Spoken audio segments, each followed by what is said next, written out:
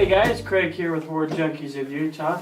I got Eddie with me, and this week we're doing another Director Spotlight. I have chosen James Wan today. He's one of my favorite horror directors. He's a new fresh face in the industry the last 10 years. He made a lot of interesting movies and all around a cool guy. So let's just kind of jump right into it. So he's born in Malaysia, but he grew up in Australia. He attended film school in Melbourne, which is where he met Leigh Whannell. As you might know, Leigh Whannell has been his collaborator on pretty much all of his movies. He's been an actor, screenwriter for most of his films. The only ones he hasn't had involvement with are Conjuring and now Conjuring 2, which comes out next week. So yeah, a lot of people know Saw was, of course, their very first film.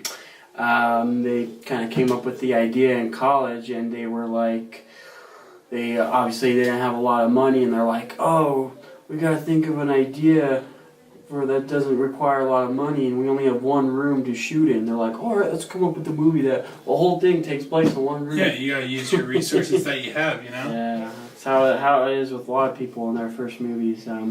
So yeah, they wrote the script and everything, and they made like a short, 10-minute film based on the script, and they sent that into the studio.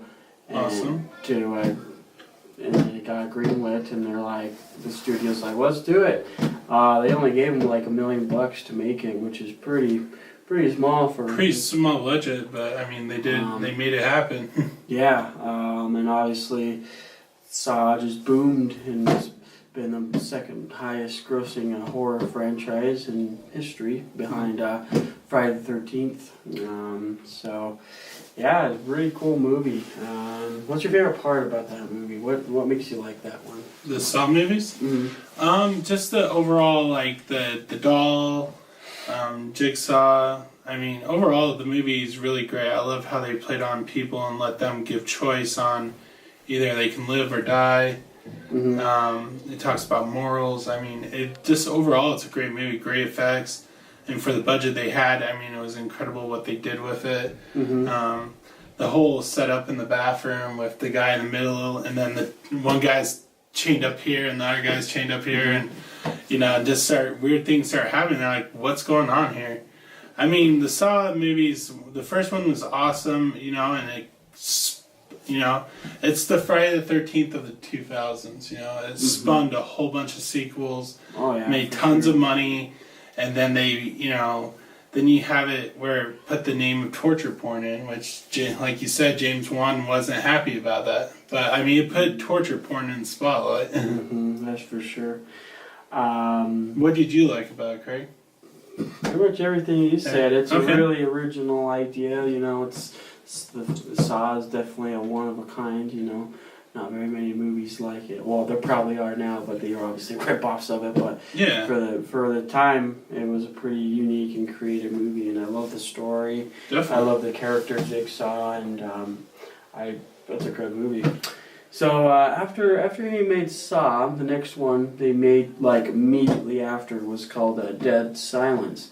They kind of had to slap that movie together. The studio made them make another movie as an insurance policy in case Saw wasn't successful. So they pretty much had to literally lock themselves up in their apartment for a weekend and write Dead Silence and hurry it in production. But despite the rushed circumstances, it turned out to be a really good movie. Yeah, I really enjoyed the movie. The dummy in the movie reminded me a lot of the Goosebump bugs. Oh yeah, for sure.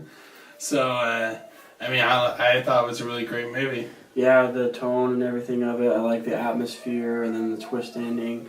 It was a fun movie all around. And then after Dead Silence, he made a little revenge thriller with Kevin Bacon called Death Sentence, but that's not really a horror movie, so we'll skip that one. And after that, he took kind of a break for a few years. He was like, oh man, I'm so exhausted these last few movies. So he took a break for a few years, and then the next movie was Insidious, which is about 2010.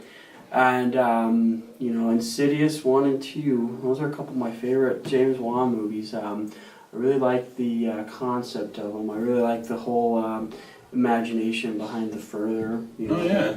The The imagination in that movie is incredible. Really tense scenes. Second one's probably I like a little bit better because of the story. Mm-hmm. The story was a little bit better in that one. The first one's scarier, but I like the story of the second one. So. Yeah, it seems like the story really picked up in the second one. So yeah, now after he made Insidious, he did next one was of course The Conjuring, which is my favorite James Wan movie. I mean, that movie really stepped up. That movie just blew up, you know. Oh, yeah. Everybody loves The Conjuring. That movie just. What was awesome about The Conjuring is they didn't do your typical ghost paranormal movie that happens in the 2000s lately. Yeah. With Paranormal Activity, with the found footage and all that bullcrap. It played on real classic paranormal, old school scary movies like The Exorcist and the original Poltergeist. That's funny. It's funny you say that. I always think of The Exorcist when I watch The Conjuring. It's like a huge homage to that. Yeah. It's really, that's like the best exorcism type movie since The Exorcist, in my opinion. Yeah. Honestly, when I first saw the trailer for The Conjuring, I was just like, maybe. It just kind of looks so like a because typical... you honestly think almost like it's gonna be just another typical paranormal movie. And then I saw it, it just blew me away. Yeah, I mean it was terrifying, man. A movie hasn't scared me that bad in a long time. So yeah, after he made The Conjuring, he produced the spin-off Annabelle. Yeah, the Annabelle is a great film. On The Conjuring. He only produced it, of course. He didn't direct it, but I'm not sure how much involvement he had in that. But that movie was terrifying. I loved Annabelle a lot. Annabelle was an amazing movie. You know what's funny is even though the movie's about a creepy doll possessed by a demon, my favorite part and the scariest part of the whole movie is at the beginning when those crazy people. Oh yeah, the cult group breaks in. Oh my god, that whole scene was that was terrifying. Pretty intense scene. I was like, holy crap, this shit's really happening right now. Stuff like that is way more scarier than demons and because it's real life. So yeah, after he made The Conjuring, he took a little break for a year or two and made Fast 7. He stated that he loves horror, but he wants to branch out a little bit. Be more diverse. Make action movies and all this stuff. I haven't seen Fast 7. I'm behind. I've only seen like the first. I saw Fast 7 and was it good? I'm not. I'm a fan of the first movie. That's it. Mm-hmm. After that, it's got played out. But I mean, for what he did with it, it's your great typical action movie for those fans that love that stuff. But I wasn't really like, oh, this is a great movie. Yeah. So after Fast 7, obviously it was a pretty big box office success. And, I read that they actually immediately offered him the chance to direct the next Fast 8, but he turned it down to make The Conjuring 2, which of course comes out next week. He said he's like, it's fun, but I want to tell another ghost story one more time. He said when he says that, it's like, is this his last horror movie? Yeah, it almost makes you kind of wonder that.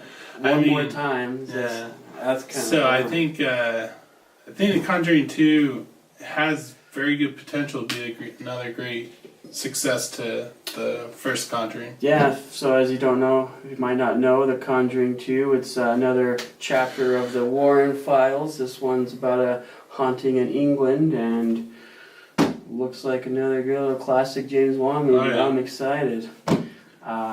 So yeah, after now that Conjuring 2's done, he's going to be taking he's doing Aquaman too.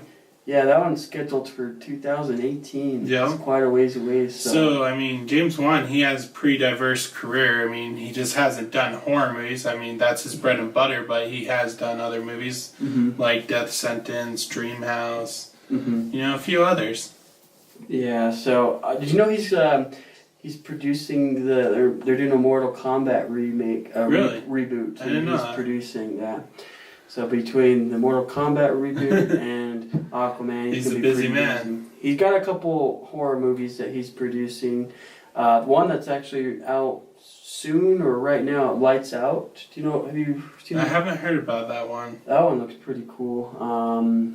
And then of course he's producing the new Annabelle movie, which comes out next year, I believe. So we'll see what he has in store. He's But got busy don't career, some expect. great movies coming. Yeah, don't expect another James Wan horror film for a couple years, unfortunately. Yeah. I'm pretty bummed about it myself. So. Yeah, he's a great director.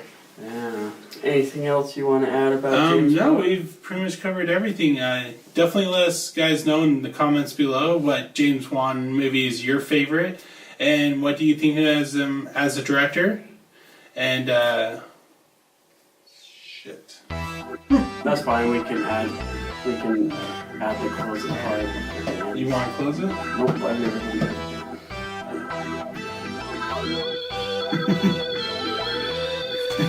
You have an idea. What's up? Now that these two have just finished their director spotlight, filmmaker spotlight on James Wan, go ahead and leave a comment below on what you thought of his film career and his films in general, either the horror, action, whatever, and give us a thumbs up on this video. Go over to our Facebook page, if I can talk, and give us a like there. Anyways, we're the Horror Junkies of Utah. I am Marcus. I'm Eddie. And I'm Craig. Have a great night. Have a great night, guys. See ya.